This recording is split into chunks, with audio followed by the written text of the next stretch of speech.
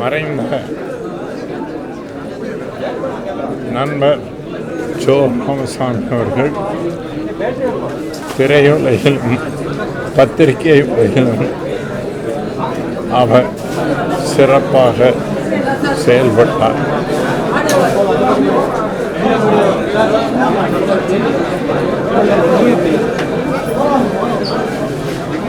எதற்கும் யாருக்கும் அஞ்சாமல் அவர் என்ன நினைத்தாரோ அதை வெளிப்படையாக சொல்லவும் செய்தார், எழுதவும் செய்தார்.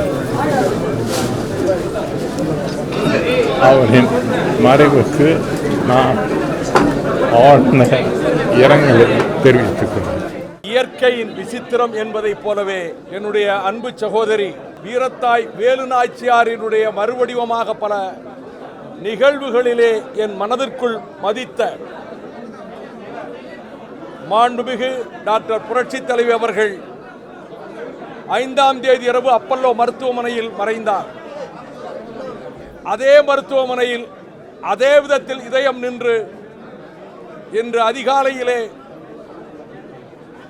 இலக்கிய துறையில், எழுத்து துறையில், இதழியல் துறையில் வித்தகராக திகழ்ந்த, விமர்சன எழுத்தாளராக திகழ்ந்த, நாடகத்துறையில் அதிசயங்களை நிகழ்த்திய, காவியங்களை தருவதில் நிகரற்ற படைப்பாளியாக வாழ்ந்த மரியாதைக்குரிய துக்ளக் ஆசிரியர் சோ ராமசாமி அவர்கள் மறைந்தது எனக்கு எல்லையற்ற வருத்தத்தை தருகிறது. காரணம், நான் பல ஆண்டுகளாக அவரோடு பழகி இருக்கிறேன். அவரை முதலாக வெள்ளித்திரையில் பார்த்தது 63ஆம் ஆண்டு நடிகர் திலகத்தினுடைய பார்மகளே பார் திரைப்படத்தில் நகைச்சுவை பாத்திரத்தில் வந்தார். அதன் பிறகு நான் சட்டக்கல்லூரியில் படிக்கிற போது அவருடைய மனமொரு குரங்கு நாடகத்தை பார்த்தேன். பிறகு திரைப்படமாக்கப்பட்ட போது மாணவர்களை வைத்து ஒரு ஷூட்டிங் நடத்த வேண்டும் என்ற ஒரு காட்சிக்கு சட்டக்கல்லூரி மாணவர்களை அழைத்திருந்தார்கள். நான் ஒரு 50 மாணவர்களோடு சென்று அந்த ஷூட்டிங்கில் நாங்கள் கலந்துக்கிட்டோம். ஒரு 5 நிமிஷம் அந்த காட்சி வரும். அப்பொழுது சோ ராமசாமி அவர்களிடத்தில் வேடிக்கையாக பேசிய பொழுது அவருடைய கூர்த்த மதி, புத்தி கூர்மை என்னை ஈர்த்தது. அதன் பிறகு தங்கப்பதக்கம் திரைப்படத்தில் அப்பொழுது திராவிட முன்னேற்ற கழகத்தை விமர்சிக்கின்ற பாத்திரம்தான். கவுன்சிலராகவும் போலீஸ் ஏட்டாகவும் இரட்டை வேடத்தில் சோ அவர்கள் நடித்தார்கள். முகமது பின் துக்ளக் அன்றைய அரசை கடுமையாக விமர்சிப்பதுதான். ஆனால் பெர்னாட் ஷாவினுடைய ஆப்பிள் கார்ட்டை போல முகமது பின் துக்ளக் புகழுக்கு உச்சிக்கு கொண்டு சென்றது. அவர் பெயரே துக்ளக் என்று நிலைத்து விட்டது. அவர் என்னை கடுமையாக விமர்சித்து கேள்வி பதிலில் எழுதுவார். ஆனால் என் இலக்கிய உரைகளை பற்றி சொல்லும் போது இத்தகைய நினைவாற்றலோடு இவ்வளவு பதிவுகளை செய்யக்கூடிய திறமை வைகோவுக்கு இருக்கிறது என்று அவர் பாராட்டியதை நான் மறக்கவில்லை. நான் இலங்கை தீவுக்கு சென்று வன்னி காடுகளில் என் தலைவன் பிரபாகரனை சந்தித்து விட்டு திரும்பிய போது திராவிட முன்னேற்ற கழகம் என்னை கைகழுவுகின்ற நிலை எடுத்த போது ஒரு கார்ட்டூன் போட்டார். துக்ளக்கில் ஒவ்வொரு சட்டையாக ஆணியில் தொங்கும். ஒரு சட்டை இந்திய எதிர்ப்பு என்று இருக்கும், ஒரு சட்டை ஈழ ஆதரவு என்று இருக்கும், ஒரு சட்டை மாநில சுயாட்சி என்று இருக்கும். பக்தா, விவரம் தெரியாம போயிட்டு எந்த சட்டை எப்ப மாட்டான்னு உனக்கு தெரியலையேன்னு என்னைய சிசுவனா போட்டு என் தலைவரை குருவா போட்டு ஒரு அட்டப்பட கார்ட்டூன் போட்டிருந்தாரு. அது இன்னைக்கு பத்திரமா வச்சிருக்கிறேன். அவரை பொறுத்தமட்டில் நான் அவரை மதிப்பதற்கு காரணம் ராஜாஜி எழுதிய வியாசர் விருந்தும் சக்கரவர்த்தி திருமகனும் அழியாத இலக்கியங்கள், அழியாத காவியங்கள். அதை போலவே சோ அவர்கள் எழுதிய மகாபாரதம் பேசுகிறது, ஒரு அழியாத காவியம். ராஜாஜி சுருக்கமாக எழுதினார் மகாபாரதத்தை வியாசர் விருந்து. சோ அவர்கள் விரிவாக எழுதினார். 18 நாள் யுத்தம் முடிந்து பீஷ்மர் அம்பு படுக்கையில் இருக்கிற போது தர்மபுத்திரனுக்கு சொல்லுகிற நீதி கதைகள் இருக்கிறதே, அது ஒவ்வொரு அரசியல்வாதி படிக்க வேண்டியது. நான் பல நேரங்களில் மகாபாரதத்தில், நான் பெரிய எழுத்து மகாபாரதத்திலிருந்து நான் ஈடுபாடு கொண்டவன். அவரிடம் சந்தேகம் கேட்பேன். வாக்குவாதம் செய்வேன். அவர் இல்ல திருமணத்துக்கு அழைக்க என் வீட்டுக்கு வந்தார். 2 திருமணங்களுக்கும் சென்றேன். எல்லாவற்றை விட மிக முக்கியமானது 1998 அதிமுகவோடு அடல் பிகாரி வாஜ்பாய் அவர்களை ஆதரித்து நாங்கள் கூட்டணி வைத்தோம். அதிமுக ஆதரவை விலக்கிக் கொண்ட போது திமுக உள்ளே நுழைந்தது. திடீரென்று நான் விலகி சென்று விட முடிவெடுத்தேன். அப்பொழுது என் வீடு தேடி வந்தார் ஜோ அவர்கள். குருமூர்த்தி அவர்களோடு வந்தார். வாஜ்பாய் உங்கள் மீது உயிரையே வைத்திருக்கிறார், திமுக சேர்ந்ததனால் நீங்கள் விலகக்கூடாது என்று 1 மணி நேரம் ஜோ அவர்களும் குருமூர்த்தி அவர்களும் என்னிடத்திலே பேசினார்கள். நான் ஒப்புக்கொண்டேன். இன்னொரு மிக முக்கியமான ஒன்றை சொல்ல விரும்புகிறேன். அந்த கட்டத்தில் இந்த தொகுதி பங்கீடுகள் வருகிற போது 99 எங்களுக்கு உரிய தொகுதிகள் கொடுக்கவில்லை கலைஞர் என்ற போது ஷோ அவர்கள் வீரபாண்டி ஆறுமுகத்தின் மூலம் சொல்லி நாங்கள் கேட்ட தொகுதியை வாங்கி கொடுத்த அந்த உடன்பாட்டை உறுதி செய்தார். 2011 அனைத்து இந்திய அண்ணா திராவிட முன்னேற்ற கழகத்தில் சகோதரி ஜெயலலிதா என் மீது அன்பு வைத்திருந்தாலும் எங்களுக்கு மிக குறைந்த இடங்கள் கொடுக்கப்பட்டு நான் கூட்டணியிலிருந்து வெளியேறுகிறேன், தேர்தலை புறக்கணிக்கிறேன் என்று முடிவெடுக்கிற கட்டத்தில் ஜோ அவர்களும் மிகுந்த முயற்சி எடுத்து எப்படியாவது என்னிடத்தில் பேசிவிட வேண்டும் என்று ரமேஷ் மூலமாகவும் நம்முடைய மைப்பா நாராயணன் மூலமாகவும் முயற்சி செய்திருக்கிறார். துக்ளக் ரமேஷ் என் உயிர் நண்பர். ஒவ்வொரு காலகட்டத்திலும் வந்து சொல்வார், எனக்கு இது தெரியாது. தினமணி வைத்தியநாதன் சொன்னார், இன்னும் சில இடங்களை கொடுத்து உங்களை கூட்டணியில் தக்க வைத்துக் கொள்ள வேண்டும் என்று நாங்கள் முயற்சித்தோம். நீங்கள் தொலைபேசி இணைப்பையை துண்டித்து விட்டீர்கள். ஷோ அவர்கள் எனக்கு ரொம்ப ஆச்சரியமாக இருந்தது. ஷோ என்னுடைய விடுதலை புலிகள் பிரச்சனையில் கடுமையாக என்னை விமர்சிப்பவர். ஆனால் மற்ற சில பிரச்சனைகளில், இலக்கியங்களில், இதிகாசங்களில் நான் அவரிடத்திலே உடன்படுகிறவர். அவர் என்னை கூட்டணியில் இருந்து வெளியே போக விடக்கூடாது என்று முயற்சித்தது எனக்கு அதிர்ச்சியாகவும் ஆச்சரியமாகவும் இருந்தது. அப்படி என்றால் உள்ளூர என் மீது அன்பு வைத்திருந்திருக்கிறார். தனிப்பட்ட கொள்கையிலே அவருக்கு வேறுபாடு இருந்தாலும் வைகோ என்ற மனிதன் மீது அவர் அன்பு வைத்திருக்கிறார் என்பதை இன்றைக்கு நன்றி உணர்வோடு எண்ணி பார்க்கிறேன். அவர் அப்பல்லோ மருத்துவமனை இருந்த போதெல்லாம் போய் பார்த்திருக்கிறேன். அவர் அலுவலகத்துக்கு சென்று ரமேஷ் அவர்களோடு பாதித்திருக்கிறேன். ஆனால் இப்பொழுது சகோதரி ஜெயலலிதா அவர்களை மருத்துவமனைக்கு பார்க்க போன போது அதே மருத்துவமனையில் ஷோ அவர்கள் இருந்தார் என்பது எனக்கு தெரியாது. தெரிந்திருந்தால் பார்த்திருப்பேன். ஒன்று மாத்திரம் சொல்லுகிறேன், எழுத்தாளனுக்கு மரணம் கிடையாது, படைப்பாளிகளுக்கு மரணம் கிடையாது. உடல் நலிந்த போதும் அவர் எழுதுகோல் ஓயவில்லை, அவர் எழுத்து நிற்கவில்லை. அவர் படைத்தது, குறிப்பாக மகாபாரதம் பேசுகிறது, காலத்தை வென்று நிற்கும். as a critical writer, as a critic, அவரை போல சட்டையர் இன்னொருத்தர் பிறந்துதான் வர வேண்டும். ஜோ ராமசாமி புகழ் நிலைத்திருக்கும். அவரை இழந்து கண்ணீரில் தவிக்கும் அவரது மகன், மகள், மருமகள், அவருடைய துணைவியார், குடும்பத்தினர், துக்ளக் பத்திரிகையிலே இருக்கக்கூடிய, இதழிலே இருக்கக்கூடிய ரமேஷ் போன்ற நண்பர்கள், துக்ளக் வாசகர்கள் அனைவருக்கும் மறுமலர்ச்சி திராவிட முன்னேற்ற கழகத்தின் சார்பில் என் கண்ணீர் அஞ்சலியை வேதனையோடு தெரிவித்துக் கொள்கிறேன். மறைந்த ஜோ ராமசாமி அவர்கள் எல்லா விதத்திலும் ஒரு வித்தியாசமான மனிதராக இருந்தார். அவர் வழக்கறிஞர், அந்த தொழிலையும் மிக நன்றாக ஆரம்பத்தில் செய்தார். அவர் பத்திரிகையாளர், அதிலேயும் வித்தியாசமாக செய்தவர். அவர் நடிகர், தன்னுடைய விழிகளிலேயே நடித்து காட்டிய ஒரு அற்புதமான நடிகர். காமெடியன் நடிகர் என்று சொன்னாலும் கூட அவர் அந்த நகைச்சுவை மூலமாக நல்ல பல கருத்துக்களை, அன்றன்றைக்கு நிகழ்கின்ற அரசியல் கருத்துக்களை நடிகவேல் எம்.ஆர். ராதா போல் சொல்லக்கூடிய ஒரு சிறந்த நகைச்சுவையாளர். இன்னும் சொல்ல போனால் அவரை பொறுத்தவரையில் யாருக்கும் எதற்கும் பயப்படாத ஒரு தனிப்பட்ட மனிதர். பெரும்பான்மை மக்கள் ஒரு கருத்தை சொல்கின்றார்கள் என்ற காரணத்திற்காகவே தானும் அதற்கு ஜால்ரா போடாமல் தன்னுடைய மனதில், தன்னுடைய அறிவுக்கு எது சரி என்று பட்டதோ அதை மிக வெளிப்படையாக பயமின்றி சொல்லக்கூடிய ஒரு அற்புதமான மனிதர். அவர் யாருக்கும் தனக்கு பிடிக்கவில்லை என்று சொன்னால், அரசியல் ரீதியாக பிடிக்கவில்லை என்று சொன்னால் பயப்படாமல் விமர்சிக்கக்கூடியவர்.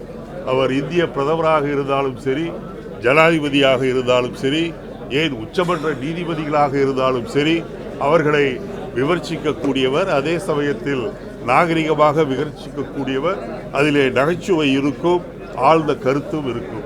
அப்படிப்பட்ட ஒரு சிறந்த பத்திரிகையாளர் தமிழகத்தை பொறுத்தவரையில் அரசியலிலே முழுமையாக நேரடியாக ஈடுபடவில்லை என்று சொன்னாலும் கூட அவ்வப்போது நாட்டு நடப்புகளை, தன் மனதில் பட்ட கருத்துக்களை உண்மையாக எடுத்து வைக்கக்கூடியவர், யாருக்கும் பயப்படாமல் இருந்தவர். அவர் இன்று இல்லை என்பது தமிழகத்தில் தமிழக அரசியலில் ஒரு அருமையான விமர்சகரை நாம் இழந்திருக்கின்றோம் என்றுதான் சொல்ல வேண்டும். அவருடைய மறைவு என்பது கிட்டத்தட்ட அவருடைய குடும்பத்திற்கு பெரிய நஷ்டம் என்பதோடு மட்டுமல்ல, கட்சி சார்பில்லாமல் பொதுவான கருத்துடைய மக்கள் இனி அவருடைய கருத்துக்களை கேட்க முடியாதது என்று சொல்லக்கூடியது மிகவும் வருத்தத்தை அளிக்கின்றது. என்னை பொறுத்தவரையில் காங்கிரஸ் பேரியக்கத்தின் சார்பில் எங்களுடைய அனுதாபங்களை அவருடைய குடும்பத்துக்கு தெரிவித்துக் கொள்கின்றோம். காங்கிரஸை அவர் பல நேரங்களில் விமர்சித்ததாலும் கூட சில நேரங்களில் அவர் காங்கிரஸை ஆதரித்திருக்கின்றார். அத்தகைய ஒரு நல்ல விமர்சகர், மனதில் பட்டதை வெளிப்படையாக சொல்லக்கூடிய ஒரு நல்ல விமர்சகர் இன்று இல்லாமல் போனது ஒரு வெற்றிடத்தை கிளப்பி இருக்கின்றது என்றுதான் சொல்ல வேண்டும்.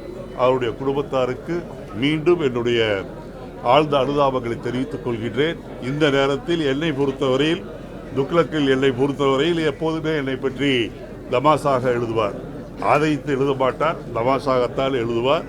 நானும் அவரை பல முறை விமர்சித்திருக்கின்றேன். ஆனால் சென்ற ஆண்டு துக்ளக்கினுடைய அந்த ஆண்டு விழா கிட்டத்தட்ட 40 வருடமாக நடத்தி வருகின்றார் என்று நினைக்கின்றேன். அதற்கு என்னை அங்கே அழைத்தார். நானும் பேசினேன். அவருக்கு பிடிக்காத கருத்துக்களை கூட நான் சொன்னேன். பட் அதையும் அமைதியாக கேட்டுக்கொண்டிருந்தார். ஒரு நல்ல பத்திரிகையாளரை, ஒரு நல்ல வழக்கறிஞரை, ஒரு அறிவுள்ள மனிதரை, தைரியமாக கருத்துக்களை சொல்லக்கூடிய ஒரு மனிதரை நாம் இழந்திருக்கின்றோம் என்றுதான் சொல்ல வேண்டும். மறைந்த ஷோ அவர்களை ஏதாவது ஒரு சொல்லிலே வர்ணிக்க இயலாது. பத்திரிகையாளர் என்றால் பத்திரிகையாளராகவும் திகழ்ந்தார். திரையுலகத்திலும் தாரகையாக திகழ்ந்தார். அரசியலிலும் அவருடைய பங்குகள் நிறைய இருந்தது. ஆனால் எல்லாவற்றிற்கு மேலாக அவர் ஒரு தலை சிறந்த மனிதனாக வாழ்ந்தார். பண்புக்கு அடையாளமாக இருந்தார். எனவேதான் அவருடைய கூர்மையான விமர்சனங்களை தாங்கிக் கொள்ள வேண்டிய அரசியல்வாதிகள் கூட அவரை என்றைக்குமே எதிரியாக கருத மாட்டார்கள். ஏனென்றால் அவர் ஏந்தி இருந்த ஒரு வலிமை மிக்க ஆயுதம் நகைச்சுவை.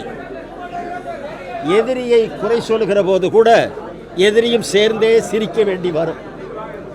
கலைவாணருக்கு அடுத்து மக்களை சிரிக்க வைத்த போதே சிந்திக்கவும் வைத்த சிந்தனையாளன் அநியாயமாக காலமாகிவிட்டார். அவருக்கும் எங்களுக்கும் நேரடியான தொடர்பு உண்டு. சொல்லப்போனால் எதிர்வரிசையில் துருவங்களிலே நிற்க வேண்டியவர்கள். ஆனால் அதிசயிக்கத்தக்க வகையில் எதிர்க்க முடியாத நண்பர்களாகவே இருந்தோம். ஒரு பெரிய புதிர் அது.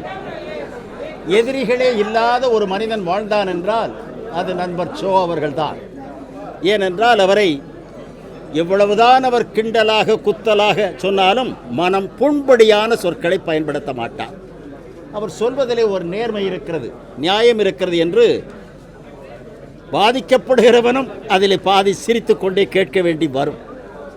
அத்தகைய அருமையான நாவன்மை படைத்தவர், பண்புள்ளவர். இதே வீட்டிற்கு சேலம் கூட்டத்திலே போய் நாங்கள் அப்பொழுது இலங்கை தமிழர்களுக்காக ஒரு மாநாடு நடத்தினோம். அதில் அவரும் பங்கெடுத்து கொண்டார்.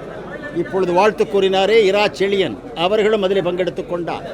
தலைமை வகித்தவர் மாப்போசி.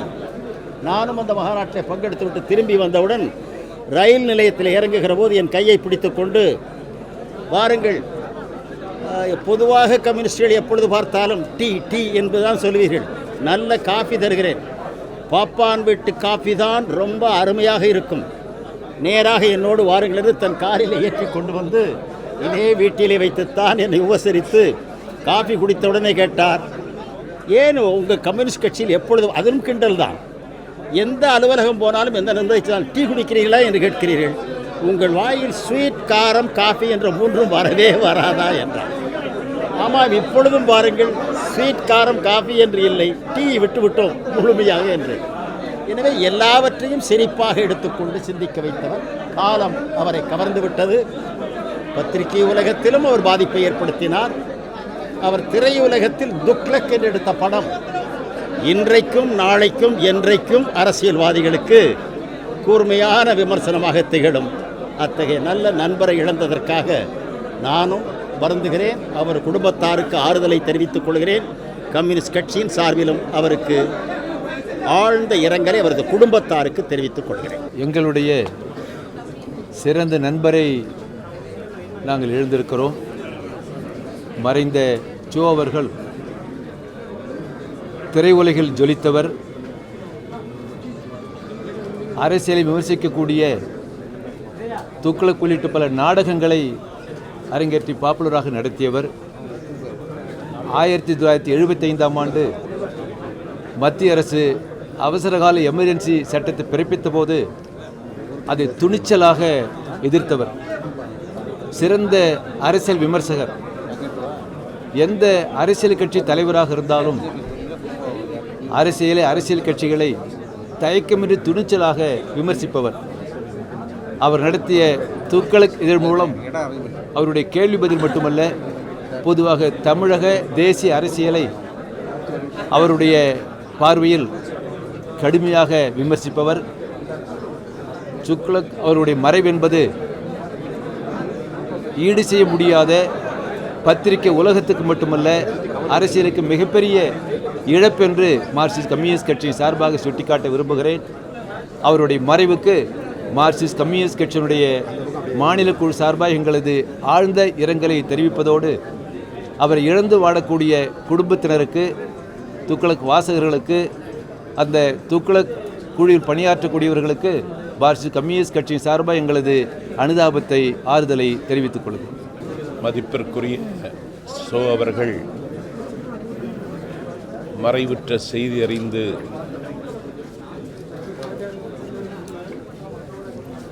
கண் கலங்கினேன், கதறி அழுதேன். கல்லூரி மாணவனாக இருந்த அந்த நாளிலிருந்து இந்த நாள் வரைக்கும் நான் துக்ளக் வாசகர். துக்ளக்கு படிக்கக்கூடாது என்று ஒரு காலகட்டத்தில் நிர்பந்திக்கப்பட்ட காலங்களிலும் துக்ளக்கை விடாமல் நான் வாசித்து வந்திருக்கின்றேன். என்னுடைய புத்தி கூர்மைக்கு ஒரு வகையில் துக்ளக் சோ அவர்கள் காரணமாக இருந்தார்கள்.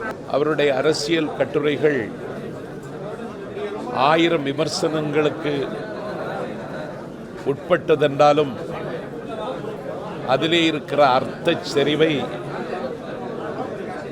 யாரும் நிராகரிக்க முடியாது. எல்லாவற்றையும் தாண்டி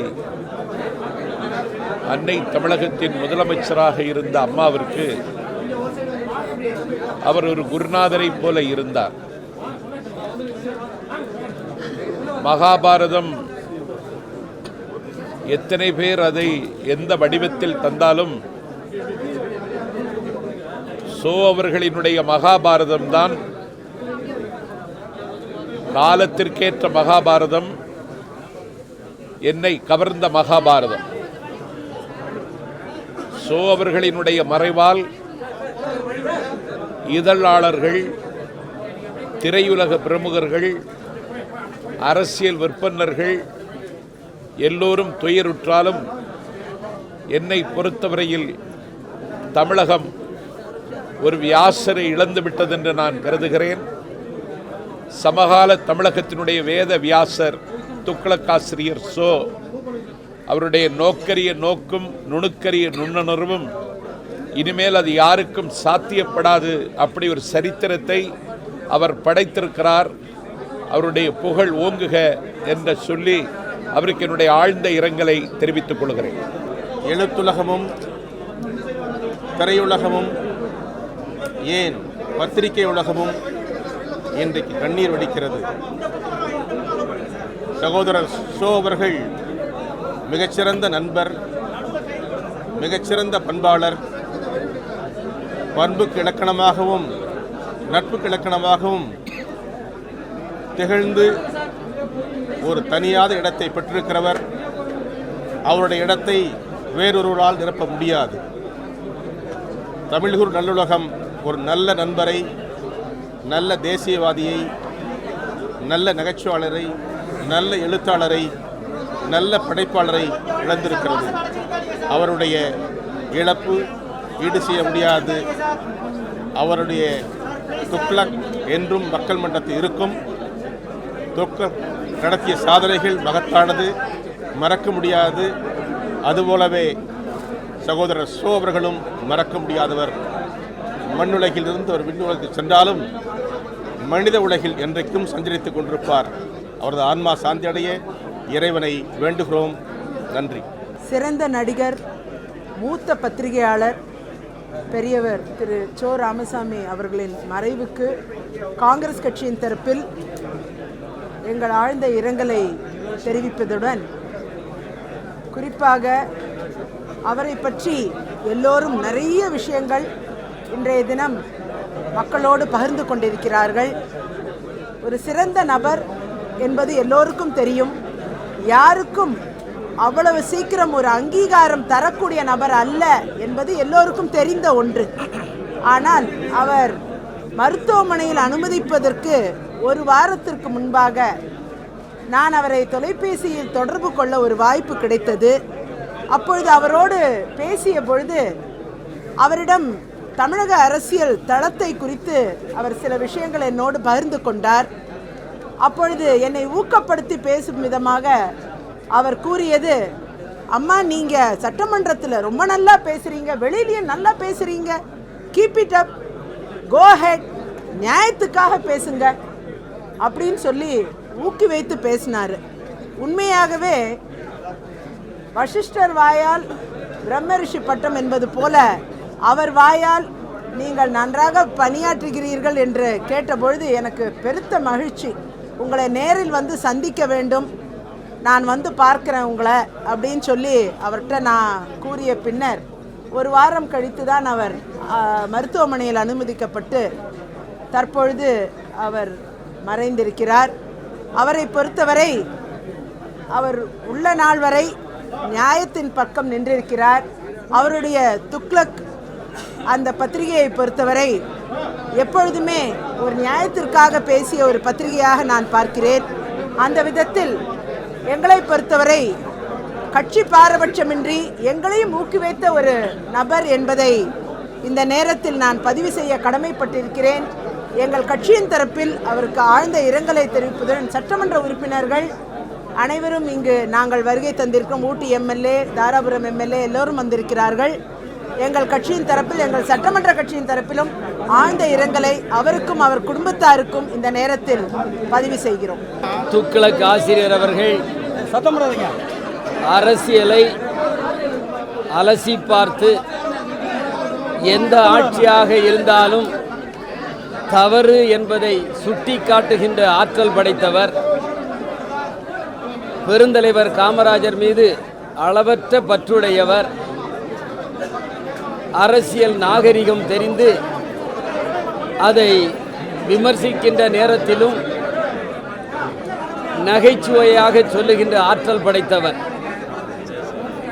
ஏறத்தாழ 45 ஆண்டுகளுக்கு மேலாக துக்ளக் பத்திரிகையை நடத்தி தன்னையே விமர்சனம் செய்கின்ற ஒரு ஆசிரியர் உண்டு என்று சொன்னால் அது நமது மறைந்த ஐயா சோ ராமசாமி அவர்கள்தான். முதல் துக்ளக் பத்திரிகை வந்தவுடனேயே 2 கழுதைகள் படத்தை போட்டு இனிமேல் உங்களுக்கு தீனி இருக்கிறது என்று துணிச்சலாக சொன்னவர் நமது ஐயா சோ ராமசாமி அவர்கள். எந்த கருத்தாக இருந்தாலும் கருத்து ஆழமாக விமர்சிக்கின்ற ஆற்றல் படைத்தவர்.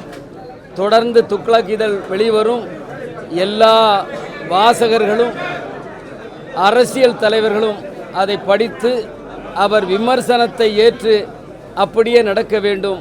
ஒரு வித்தியாசமான மனிதர், அறிஞர், வக்கீலாக பணியாற்றுகின்றவர், துணிச்சல் மிக்கவர் இன்று நம்மிடம் இல்லை. அவர்கள் இழப்பு தமிழகத்திற்கு பேரிழப்பு. இந்திய தேசிய காங்கிரசின் சார்பாகவும் எங்கள் குழுமத்தின் சார்பாகவும் ஆழ்ந்த இரங்கலை தெரிவித்துக் கொள்கிறேன். துக்ளக் ஆசிரியர், மரியாதைக்குரிய திரு சோ ராமசாமி அவர்களுடைய மரணம் தமிழகத்திற்கு ஒரு பேர் இழப்பாகும். சினிமா நடிகர் நடிகைகளுடைய கிசுகிசுகள் தான் வார பத்திரிகைகளிலே முக்கிய செய்திகளாக இருந்த காலகட்டத்தில் 45 ஆண்டுகளுக்கு முன்பு தமிழக மக்களுக்கு ஒரு அரசியல் விமர்சன கண்ணோட்டத்தையும் முதன்முறையாக பொலிட்டிக்கல் சட்டையர் என்று சொல்லக்கூடிய அரசியல் நையாண்டியையும் தமிழ் இதழியலிலே முதலிலே கொண்டு வந்த பெருமை மரியாதைக்குரிய திரு சோ அவர்களையே சாரும். அவர்களுடைய சிந்தனைகளில் பல விஷயங்களில் நாங்கள் முரண்படுகிறோம். இருந்தாலும் சோ அவர்களுடைய சிறப்பு முரண்பட்டவர்களுடைய கருத்துக்களை மதிப்பதாக இருந்தது. 1983 நாங்கள் நடத்தி வந்த மாணவர் இஸ்லாமிய இயக்கத்தின் சார்பாக தீமை எதிர்ப்பு வாரம் நடத்தினோம். அதில் வட்டி, ஆபாசம், லாட்டரி, மது இது குறித்து பேசுவதற்காக நாங்கள் அழைப்பதற்காக அவருடைய அலுவலகத்தில் சென்று மாணவர்களின் சார்பாக அழைத்த போது மாணவர் இஸ்லாமிய இயக்கத்தினுடைய மேடையிலே வந்து பேசியவர். 1992 சட்டவிரோதமாக பாபர் பள்ளிவாசல் இடிக்கப்பட்ட போது அதை கண்டிக்கும் வகையிலே அந்த வாரம் வந்த துக்ளக் வார இதழினுடைய முகப்பு அட்டை வெறும் கருப்பாக இருந்தது. அவர் 45வது ஆண்டு விழாவுக்கு என்னை அழைத்திருந்தார். அப்போது நான் விரும்பிய கருத்துக்களை எல்லாம் எந்த விதமான தடையும் இல்லாமல் பேசலாம் என்று துணை ஆசிரியர்கள் திரு ரமேஷ் மற்றும் திரு பரக்கத் அலி மூலமாக சொல்லியதையும் நான் இங்கே குறிப்பிட விரும்புகின்றேன். அந்த விழாவிலே இஸ்லாம் பற்றிய ஒரு தொடர் துக்ளக் வார இதழிலே வர வேண்டும் என்று ஒரு வாசகருடைய கோரிக்கை வைக்கப்பட்டது. அந்த கோரிக்கையை ஏற்று டாக்டர் KVS ஹபீப் முகமது எழுதிய இஸ்லாம் ஒரு பார்வை என்ற நெடுந்தொடர் எந்த விதமான தணிக்கைக்கும் இடம்பெறாமல் துக்ளக் இதழிலே வந்ததை நான் இங்கே நினைவுபடுத்த விரும்புகின்றேன். திரு சோ ராமசாமி அவர்கள் தமிழ் இதழியலின் உலகிலே ஒரு லெஜெண்டாக, ஒரு சகாப்தமாக வாழ்ந்தார். அவருடைய பொலிட்டிக்கல் சட்டையர் அவருடைய மரணத்திற்கு பிறகு அந்த விஷயத்திலே ஒரு பெரும் இடைவெளி ஏற்பட்டு இருக்கின்றது. திரு சோ அவர்களை இழந்து வாடக்கூடிய அவருடைய குடும்பத்தினர்களுக்கும் துக்ளக் ஆசிரியர் குழுவினருக்கும் அனைவருக்கும் மனிதநேய மக்கள் கட்சியின் சார்பாக என்னுடைய நெஞ்சார்ந்த இரங்கலை தெரிவித்துக் கொள்கிறேன். மறைந்த சோ ராமசாமி அவர்கள் ஒரு நல்ல மனிதர், நல்ல நடிகராக, நல்ல ஒரு பத்திரிகையாளராக, எல்லாவற்றுக்கும் மேல் நல்ல ஒரு நண்பராக வாழ்ந்தவர். தைரியமாக விமர்சனங்களும் கருத்துக்களும் சொல்லக்கூடியவர். மருத்துவர் ஐயா மீது மிகுந்த நட்பு வைத்தவர். தமிழ்நாட்டில் மதுவை ஒழிக்க வேண்டுமென்றால் அது மருத்துவர் ஐயாவும் பாட்டாளி மக்கள் கட்சியால் மட்டும்தான் முடியும் என்று பல கட்டுரைகளிலும் பல முறை மேடைகளில் பேசியிருக்கின்றார். இந்த ஆண்டு துக்ளக் ஆண்டு விழாவில் என்னை அழைத்து அதில் கலந்து கொண்டதில் அது மகிழ்ச்சி அடைந்தவர். எங்களுக்கெல்லாம் மிகப்பெரிய ஒரு இழப்பு அது. எந்நேரமானாலும் அவரை அணுகி ஆலோசனைகள் நாங்கள் வழங்கியிருக்கின்றோம். அவரை இழந்து வாடும் குடும்பத்தினருக்கும் நண்பர்களுக்கும் எங்களுடைய ஆழ்ந்த அனுதாபங்களை தெரிவித்துக் கொள்கின்றோம். நகைச்சுவையில் ரொம்ப சட்டையர் காமெடி நல்லா பண்ணுவார். நல்ல வழக்கறிஞர், மேடை நாடகத்தில் நல்லா நடிப்பார். அவருடைய ரசிகன் நான். முகமது பின் துக்ளக்குன்னு ஒரு நாடகம் போட்டார். அது தமிழ்நாடு எங்கும் மிகப்பெரிய ஒரு எழுச்சியை ஏற்படுத்தினுச்சு. சோ சார்கிட்ட நடிகர் சங்கம் விஷயமாக நான் அவர்கிட்ட நிறைய நாள் பேசியிருக்கேன். அதே மாதிரி துக்ளக் பத்திரிகையில் என்னுடைய படத்தை போட்டு விமர்சனம்லாம் எழுதுவார். அட்டப்படத்திலே போட்டார், என் படத்தை போட்டு விமர்சனங்கள்லாம் பண்ணார். ரொம்ப நகைச்சுவாக பேசுவார். அவர் வந்து இந்த மெஸ்ஸு இருக்குது, ராயர் மெஸ்ஸு, அவர் தான் இப்போ தான் ஓனரு. இந்த மெஸ்ஸில் தான் சாப்பிட வருவார், அடிக்கடி வருவார். யாருக்கும் நீ இங்கே சாப்பிட வரையும்? ஆமாம் சார், இங்கே தான் சார் சாப்பிடுவேன். எங்கள் தாத்தா ஒரு பெரிய மிகப்பெரிய ஒரு வயலின் வித்வான், சங்கீத கலாநிதி, இசை பேரறிஞர். அவர் வந்து பழைய கதைகள்லாம் சொல்லுவார், ரொம்ப அருமையாக சொல்லுவார். நாடகத்துக்கெல்லாம் கூப்பிடுவார், போவேன். மாண்புமிகு இதய தெய்வம் புரட்சி தலைவி அம்மா அவர்கள் நேத்தி மறைஞ்சிட்டாங்க. அவங்க நினச்சிருப்பாங்க போல இருக்கு, என்ன ஜோ நீங்கள் தனியாக இருந்து என்ன பண்ண போகிறீங்க, வாங்கன்னு சொல்லி கூப்பிட்டுட்டு போயிட்டாங்க. பாவம். ஏன்னு கேட்டிங்கன்னா அம்மாவுக்கு நல்ல விசுவாசி. நான் மேடைகள்லாம் சொல்லிக்கிட்டு இருப்பேன். என்ன சொல்லுவான்னா, மாண்புமிகு இதய தெய்வம் புரட்சி தலைவி அம்மாவுக்கு நல்ல ஒரு ஆலோசகர் சோசார் தான். நேராக போயிடுவாங்க அம்மா. எந்த விஷயமா இருந்தாலும் நேராக சோசார்கிட்ட தான் போய் பேசுவாங்க. அவர் போயிட்டாருன்னு, அம்மா போயிட்டாங்கன்னு நீங்கள் மட்டும் எதுக்கு இருக்கீங்கன்னு அவரையும் கூப்பிட்டு போயிட்டாங்க. அவங்க பிள்ளைகளுக்கு எல்லாருக்கும் என்னுடைய ஆழ்ந்த இரங்கலை தெரிவித்துக் கொள்கிறேன். சோசார் வந்து அரசியல்வாதி, நல்ல டெல்லியில் மேல் சபையில் உறுப்பினராக இருந்தார். எல்லா பரிமாணங்களும் அவருக்கு கிடைச்சிச்சு. நல்ல மனிதர். அவருடைய ஆத்மா சாந்தி அடையணும் ஆண்டவனை வேண்டி விடைபெறுகிறேன். வணக்கம். அவர் மிகப்பெரிய அரசியல் விமர்சகர். மிக தைரியமாக தன்னுடைய அரசியல் கருத்துக்களை பேசுவது மட்டுமல்லாமல், நாடகத்தில் கொண்டு வந்தது மட்டுமல்லாமல், சினிமாவில் பிரதிபலித்தது மட்டுமல்லாமல், தன்னுடைய எழுத்திலே அதை கூறியிருக்கிறார். அரசியல் கட்சி தலைவர்கள் எவ்வளவு நெருக்கமாக இருந்தாலும் கூட அவர்களுடைய கருத்துக்கள் மக்களுக்கு ஒத்து வரவில்லை என்று சொன்னால் மிக தெளிவாக விமர்சனம் செய்கின்ற ஒரு பத்திரிகையாளராக மட்டுமல்ல, பொதுமக்களுடைய பிரதிநிதியாக அவர் செயல்பட்டு வந்தார். சோ ராமசாமி அவர்களோடு நெருங்கி பழகுகின்ற வாய்ப்பு அவர் பாராளுமன்ற மேலவையில், நான் பாராளுமன்றத்தில் இருந்த சமயத்தில் நிறைய எனக்கு கிடைத்தது. அவரிடம் அரசியல் கருத்துக்களை நான் பகிர்ந்து கூறியிருக்கிறேன். தமிழகத்தில் இருக்கின்ற அரசியல் தலைவர்களுக்கு அவர் நெருக்கமாக இருந்தாலும் கூட, முதலமைச்சர்களுக்கு நெருக்கமாக இருந்தாலும் கூட, அந்த முதலமைச்சர்கள் செய்கின்ற தவறுகளை சுட்டிக்காட்ட அவர் தவறியதில்லை. நடுநிலையான ஒரு பத்திரிகையாளராக இருந்தார். எந்த அரசியல் கட்சியை சார்ந்தவராக, அதாவது பாரதிய ஜனதா கட்சியோட பாராளுமன்ற உறுப்பினராக நியமிக்கப்பட்டாலும் கூட அந்த கட்சியில் தவறு நடந்தால் அதை சுட்டி காட்டுகின்ற ஒரு அரசியல்வாதியாக இருந்தார். அது மட்டுமல்லாமல் அவருக்கு தமிழகம் மட்டுமல்ல, அகில இந்திய அளவிலே உள்ள அரசியல் தலைவர்களெல்லாம் அவருக்கு நெருக்கமாக இருந்தார்கள். இப்படிப்பட்ட ஒரு பன்முகம் கொண்ட, எல்லா துறைகளிலும் வல்லுநராக விளங்கிய திரு சோ அவர்கள் மறைந்தது நமக்கெல்லாம் ஒரு பேரிழப்பு. குறிப்பாக இது போன்ற ஒரு பத்திரிகையாளர் இனிமேல் வருவார்களா என்ற ஒரு கேள்விக்குறி பத்திரிகையாளர் மத்தியிலே எழுந்திருக்கிறது, மக்கள் மத்தியில் எழுந்திருக்கிறது. அவருடைய துக்ளக் பத்திரிகை அரசியல் சார்புடையவர்களும் அரசியல் சார்பு இல்லாதவர்களும் எழுத்தர்களும் இலக்கியவாதிகளும் படித்து அதை ஆராய்ச்சி செய்கின்ற, ஒரு விமர்சனம் செய்கின்ற, விவாதிக்கின்ற ஒரு பத்திரிகையாக துக்ளக் பத்திரிகை இருந்து வந்தது. அதை நான் துக்ளக் பத்திரிகை படிப்பதிலே நான் அதனுடைய ஒரு ரசிகன். அவருடைய அந்த துக்ளக் பத்திரிகை, அவருடைய விமர்சனம் எல்லாம் பார்க்கும் பொழுது ஏற்றுக்கொள்ளக்கூடிய விமர்சனமாக அவர் கொடுத்திருக்கிறார். இப்படிப்பட்ட ஒரு தலைவர் நம்ம மத்தியிலே இல்லை. அவருடைய ஆன்மா சாந்தி அடைய நான் இறைவனை வேண்டுகிறேன். அவருடைய குடும்பத்தினருக்கு, அவருடைய பிள்ளைக்கும், அவருடைய துணைவியாருக்கும், அவருடைய குடும்பத்தினருக்கும் என்னுடைய ஆழ்ந்த இரங்கலை தெரிவித்துக் கொள்கிறேன். நடிகர், பத்திரிகையாளர், அரசியல் நிபுணர் என்ற பல துறைகளுக்கு சொந்தக்காரரான அன்புக்குரிய சகோதரர் சோ ராமசாமி அவர்கள் இன்றைய தினம் காலமானார்கள் என்று கேள்விப்பட்டதும் தமிழ் திரையுலகமே மிக அதிர்ச்சிக்கு உள்ளானது.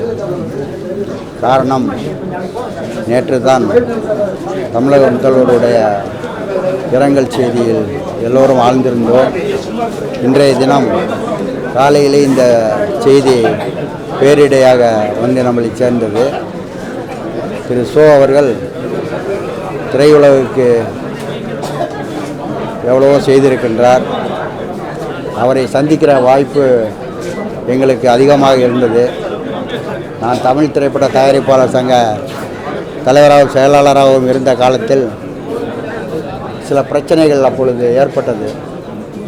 அந்த பிரச்சனைகளெல்லாம் யாரிடம் போய் சால்வ் பண்ணுவது என்பது தெரியாமல் விழித்து கொண்டிருந்த நேரத்தில் எங்களை அவராகவே அழைத்து கிட்டத்தட்ட என்னிடம் 1 ஹவராக இப்படி தான் நடந்து கொள்ள வேண்டும் சிலதை, ஏன்னா அவர் ஒதுங்கிட்டார், நம்மளால் சினிமாவில் இல்லை, இருந்தாலும் அந்த துறைக்கு ஏதாவது ஒரு பிரச்சனை வந்தால் உடனே அதில் பொறுப்பில் இருக்கவங்கள கூப்பிட்டு அவர் பத்திரிகை ஆஃபீஸில் உட்கார வச்சு அது என்னென்ன செய்யணும் எப்படி செய்யணுங்கிறத நுணுக்கமாக அவர் பேர் வெளியே வராத அளவுக்கு எங்களுக்கு அறிவுரைகளை கூறி பலமுறை தயாரிப்பாளர் சங்கத்துக்கு உதவி இருக்கிறார். அதையெல்லாம் எங்களால் மறக்கவே முடியாது. மேலும் தமிழக முன்னாள் முதல்வர் கலைஞர் அவர்களுடன் தொடர்பு இருந்த காரணத்தினால் சில விஷயங்களை அவரிடம் கேட்க வேண்டிய சூழ்நிலை வரும். நான் போய் நேரடியாக கேட்கும்போது எந்த ஒரு வினாடி கூட தங்க விடாமல் உடனடியாக உள்ளே கூப்பிட்டு அதற்கான பதிலை சொல்லி சிரிச்சுக்கிட்டே கூட அனுப்பிச்சி விட்ருவார். அந்த மாதிரி ஒரு நல்ல மனிதர். அவர் மறைந்து விட்டார் என்பது திரையுலகுக்கு ஒரு பேரதிர்ச்சி என்பதை வருத்தத்துடன் தெரிவித்து விடைபெறுகிறேன்.